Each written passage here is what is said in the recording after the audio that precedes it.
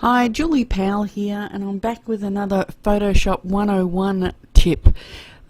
Something I get asked frequently is how I actually create hair on some of the images, whether it's just loose or free-flowing. I tend to build it up to create quite a bit of depth and colour and movement in a lot of the hair. Some of my models in my images we use wigs and things like that to create it, but in some of the composite images the wigs aren't enough, and we just want to build them up a bit. I just thought I'd open this image. This is Winter Skies, which I created for the shiftart.com monthly challenge that they have.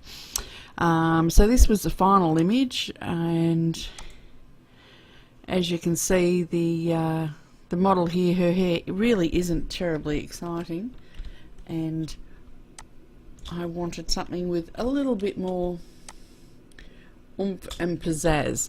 So what I actually did was brought in the hair, oops, missed a bit, and filled that out quite a bit.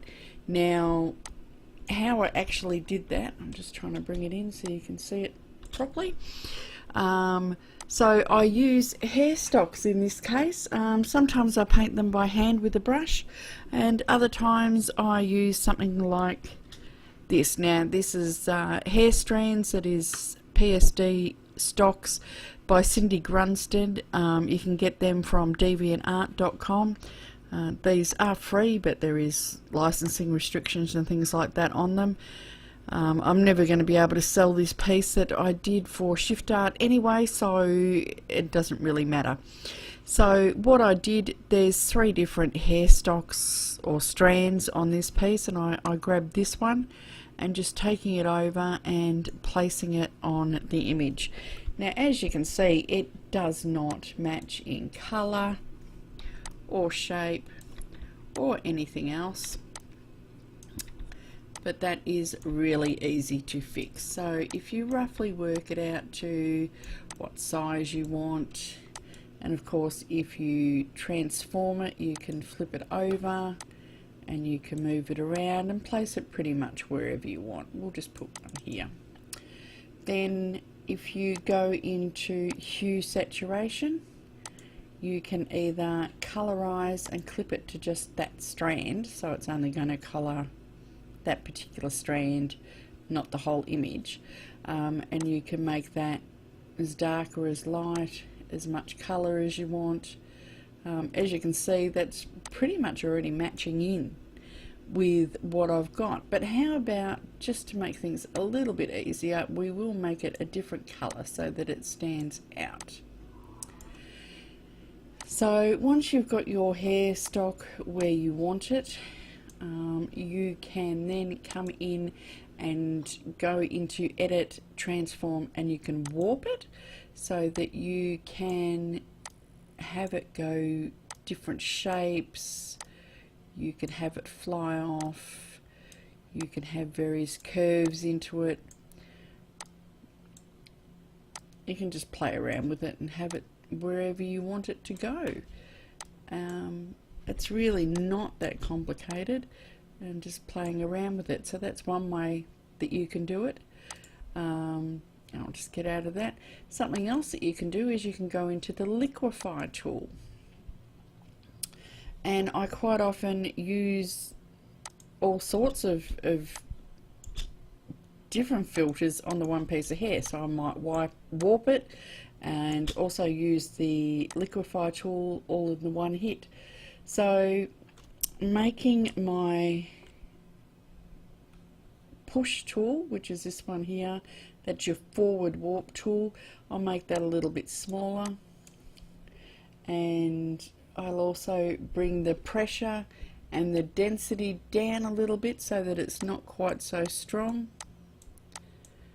and I'm just going to push it out to where I want it, and so you can get quite a nice curve. You could flatten that down, you can add some volume to her hair, you can tease it out a bit, you can push it so that it goes round a corner. There's quite a bit that you can do with it. and you can just play with it like so. So that's doing that, and of course if you combine the warp and the liquefy you can get pretty much any shape that you want. Now if you've got little bits of hair that you don't want, obviously of course you can then go in and put a layer mask on, pick your brush, have it to black, and you can go through and you can just tidy up any little loose bits that you don't want, that don't quite fit where you want them.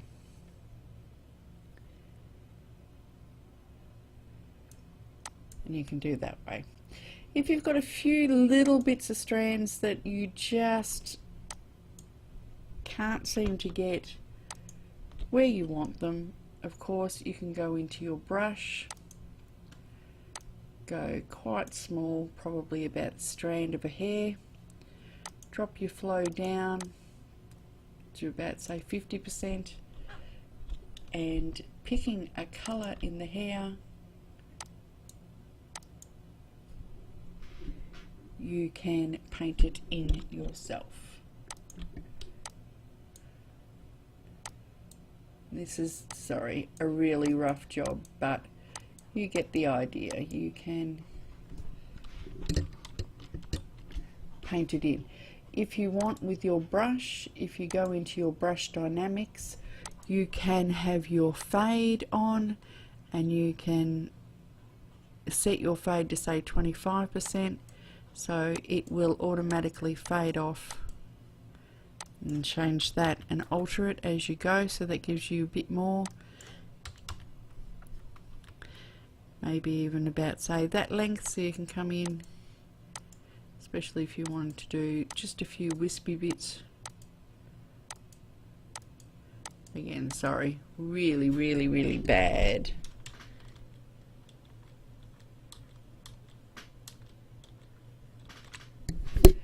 Edit there, even drop that down a little bit more. This is something that takes a lot of patience, a lot of time, and trying to do it quickly like this doesn't always work. But you can come in and just do a few little wispy bits.